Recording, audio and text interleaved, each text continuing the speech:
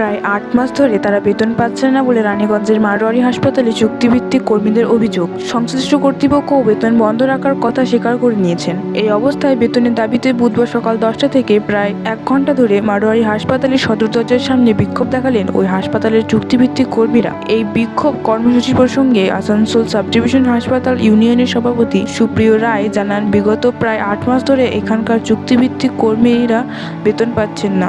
পাশাপাশি বেতন বৃদ্ধির কথা বললে কর্মীদের অপসারণ করা হচ্ছে।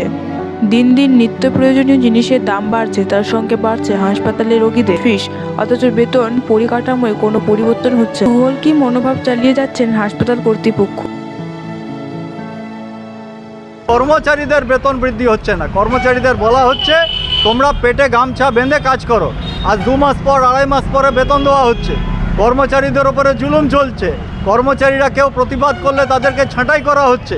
আজকে এই অন্যায়ের বিরুদ্ধে সমস্ত কর্মচারীরা এককাট্টা হয়ে ম্যানেজমেন্টের কাছে লিখিত দিয়েছে আগে, এবং পুনরায় আজকে বিক্ষোভের মধ্য দিয়ে ম্যানেজমেন্টের কাছে এই বার্তা দিতে চাইছে যে অবিলম্বে বেতন চুক্তি করতে হবে। অন্যদিকে রানীগঞ্জ মারোয়ারি হাসপাতালে বিগত 35 বছর ধরে কর্মরত এক চিকিৎসক জানান, এই হাসপাতাল যখন শুরু হয়েছে তখন এই এলাকায় ডিএসপি হাসপাতাল ছাড়া আর কোনো হাসপাতাল ছিল না। যথেষ্ট সুনাম ছিল এই সময়। বর্তমানে হাসপাতাল পরিচালনা কমিটির অন্যতম রাজু খৈতনের বয়স হয়ে যাওয়ায় তিনি যাদের দায়িত্ব দিয়েছেন তারা ইচ্ছা মতন হাসপাতাল চালাচ্ছে। কোনো কারণে 1 মাস বেতন দিয়ে দেরি হতে পারে, কিন্তু এখানে মাসের পর মাস ধরে বেতন পাচ্ছেন না।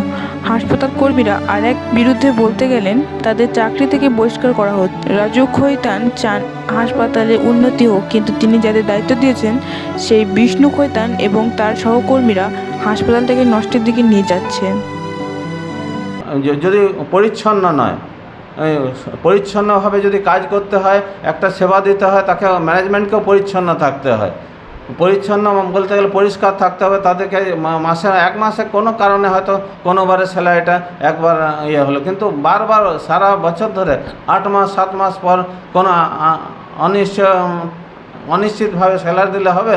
কারো এমার্জেন্সি কাজ থাকতে পারে, কাউকে যখন তখন যে ভালো কাজ করছে তাকে বসিয়ে দেওয়া হচ্ছে, যে খারাপ কাজ করছে তাকে ডেকে এনে তাকে এমার্জেন্সিতে বসানো হচ্ছে। একবার এমন লোককে বসানো হচ্ছে যে যার ইমেজ চারদিকে খারাপ আছে।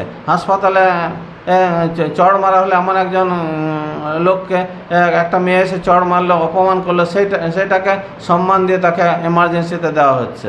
সে চিকিৎসার কিছুই জানে না। প্রসঙ্গত কর্মীরা জানান, গত 8 মাস ধরে তাদের মাইনে পাওয়া যায়নি।